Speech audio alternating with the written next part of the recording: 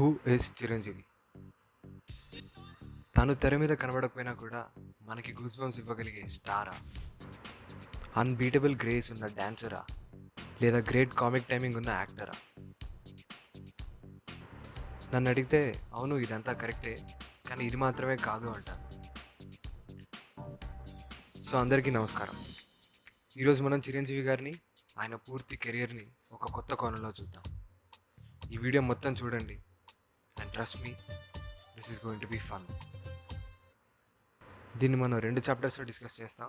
And chapter number 1, who was Chiranjeevi. Let's go back to the 80s. కాదు, 1978 actually.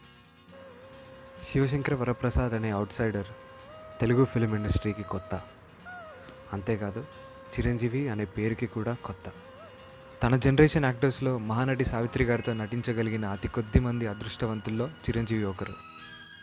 అంతేకాకుండా ఆయన తర్వాత జమినీ గణేశన్ గారితో కూడా నటించారు. సారీ, అది మన టాపిక్ కాదు, నేను డైవర్ట్ అయ్యాను. ఆయన అప్పటికీ స్టార్ అవ్వలేదు. అప్పటికి ఆయనకి బాక్సాఫీస్ రికార్డ్స్ బ్రేక్ చేయాల్సిన పని లేదు. అందుకే చాలా వైబ్రెంట్ రోల్స్లో కనిపించేవారు. ఒక కమర్షియల్ సినిమాలో విలన్ పాత్ర వేస్తూనే ఇంకొక హీరోయిన్ ఓరియంటెడ్ ఫిలింలో కనిపించేవారు. ఒక ఆన్సాంబుల్ కాస్ట్ ఫిలింలో భాగం అవుతూనే ఇంకొక సినిమాలో సైకాటిక్ యాంటీ హీరో రోల్ వేసేవారు. ఓకే, అసలు చిరంజీవి గారు హీరో అవ్వకూడదు అనేది నా ఉద్దేశం కాదు. ఆయన హీరో అయ్యాక కూడా ఎన్నో బ్యూటిఫుల్ పర్ఫార్మెన్సెస్ ఇచ్చారు. ఉదాహరణకి శుభలేఖలో హంబుల్ అండ్ మోడెస్ట్ వెయిటర్గా, ఇంట్లో రామయ్య వీధిలో కృష్ణయ్యలో స్ట్రాంగ్ అండ్ డిటర్మైండ్ ఇంజనీర్గా, అండ్ అభిలాషలో చైల్డిష్ అండ్ ఇన్నోసెంట్ లాయర్గా. ఫైనల్లీ 1983లో ఖైదీ రిలీజ్ అయింది. టాలీవుడ్కి ఒక కొత్త మాస్ హీరో దొరికాడు. ఒక కొత్త వెర్షన్ ఆఫ్ హీరోయిజం స్టార్ట్ అయింది. అంతకు ముందు ఉన్న డెఫినేషన్స్ అన్నీ ఆయన చెరిపేశారు. కానీ మనకు అప్పటి వరకు తెలిసిన వైబ్రెంట్ చిరంజీవి అప్పుడు మోనోటనస్ అయ్యారు. అఫ్కోర్స్ ఆ తర్వాత కూడా ఆల్మోస్ట్ మిడ్-90s వరకు ఆయన అన్ని రకాల రోల్స్ చేశారు. కానీ ఆ తర్వాత మాత్రం అది ఏ సినిమా అయినా ఆల్మోస్ట్ ఒకటే క్యారెక్టరైజేషన్ కనిపించేది. Brave, sarcastic, careless, but also a responsible person. So దీనివల్ల మిడ్-90s తర్వాత పుట్టిన వాళ్ళందరికీ చిరంజీవి అనే పేరు వింటే ఈ కోణమే కనిపిస్తుంది.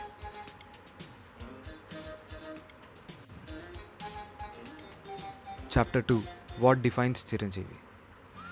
Great film maker K Balachander ఒక మాట అన్నారు: Chiranjeevi is a combination of Kamal Haasan and Rajinikanth. అంటే దీని అర్థం ఏంటి?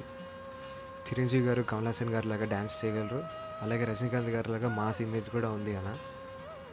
ఒక వెరైటీ విషయం ఏంటంటే చిరంజీవి గారు కమల్ హాసన్, రజనీకాంత్ ఇద్దరితో విలన్ లాగా యాక్ట్ చేశారు. ఇది కథ కాదు అండ్ రణవా వీరన్ అనే 2 సినిమాల్లో. ఆ తర్వాత వాళ్ళిద్దరూ చెరో చిరంజీవి సినిమాని తమిళ్లో రీమేక్ చేశారు. అవి రుద్రవీణ అండ్ యముడికి మొగుడు. అన్నట్టు ఇది కూడా, ఇది కాదులే. సౌత్ ఇండియన్ సూపర్ స్టార్స్ గురించి మాట్లాడుకుంటాం కాబట్టి ఒక విషయం: చిరంజీవి 2 సార్లు శ్రీదేవి సినిమాలో విలన్గా యాక్ట్ చేశారు. తర్వాత మళ్ళీ ఆవిడతో హీరోగా యాక్ట్ చేశారు, మళ్ళీ 2 సార్లు.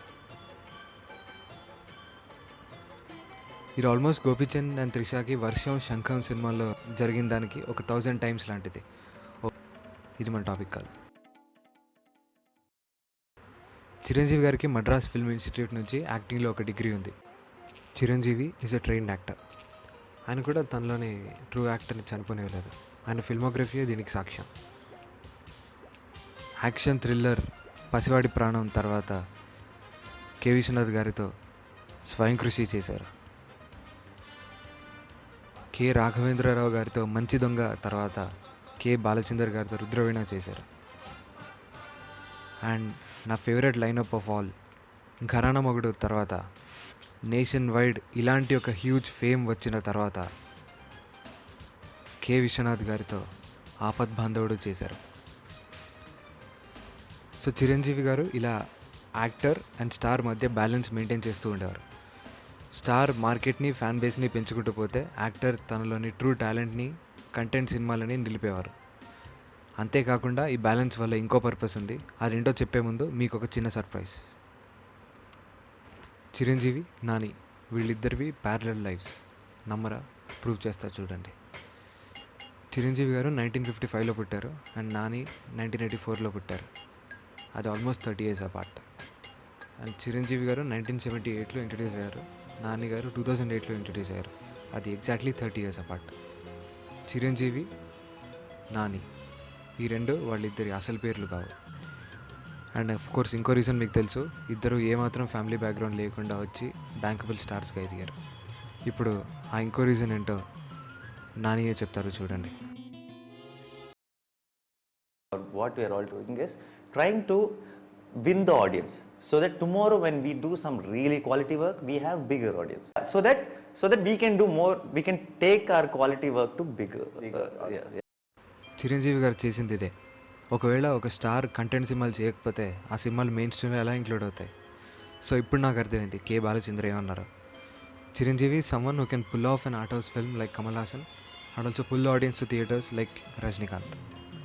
సో ఇదే నా ఆన్సర్, ఇదే నా definition for Chiranjeevi. Chiranjeevi is a rare blend of a great actor and a super star. ఈ బ్యాలెన్స్ని మన జనరేషన్ యాక్టర్స్ అంతగా సాధించలేకపోయారు. ఓకే, ఎవరు చేయలేదని కాదు, అల్లు అర్జున్, వేదం, మహేష్ బాబు, వన్నెనొక్కడనే అలాంటి ప్రయత్నాలే. కానీ ఆ రెండు ఫెయిల్యూర్ వెంచర్స్. ఎందుకలా? మళ్ళీ చిరంజీవిని రిఫర్ చేద్దాం. చిరంజీవి ఒక కంటెంట్ సినిమా చేస్తే నెక్స్ట్ సినిమా మాస్ సినిమా ఉండేలా ఆ రెండు సినిమాలకి గ్యాప్ తక్కువగా ఉండేలా చూసుకునేవారు. దానివల్ల లాభం ఏంటంటే ఒకవేళ గ్యాప్ వస్తే ఎక్స్పెక్టేషన్స్ పెరుగుతాయి, అప్పుడు ఆ సినిమాతో రిస్క్ తీసుకునే పరిస్థితి ఉండదు. సో సేఫ్గా ఆడాల్సి వస్తుంది. అందుకే short gap. For example, Rudraveena వచ్చిన 2 monthsకే యముడికి మొగుడు వచ్చింది. ఆపద్ బాంధవుడు వచ్చిన 4 monthsకే ముఠా మేస్త్రి వచ్చింది. సో ప్రేక్షకుడికి ఒక సినిమా నచ్చకపోయినా ఒక షార్ట్ గ్యాప్లోనే తనకి నచ్చేలా నెక్స్ట్ సినిమా రాబోతుంది. సర్లేరు నీ గారు ప్రీ రిలీజ్లో చిరంజీవి గారు ఈ విషయం గురించే మాట్లాడారు, వేరే రీజన్ అటాక్ చేసి. ఓకే, ఈ పని ఆల్రెడీ కొన్నేళ్లుగా ఒక వ్యక్తి చేస్తున్నాడు, గమనించారా? Yes, it's Nani again. సరే, నేను చిరంజీవి గారి ఎర్లీ డేస్ గురించి, అతనిలోని ఆ యాక్టర్ గురించి చాలానే చెప్పాను. దాని గురించి మీకు ఇలా అనిపించవచ్చు. అది అప్పుడు రా. అయితే సైరా నరసింహారెడ్డి సినిమా రివ్యూలో హృదయరంజన్ అనే క్రిటిక్ ఈ మాట అన్నాడు.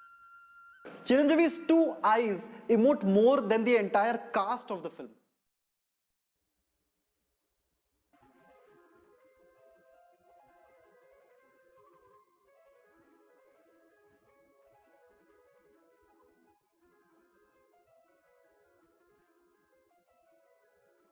This proves that Chiranjeevi is still the same.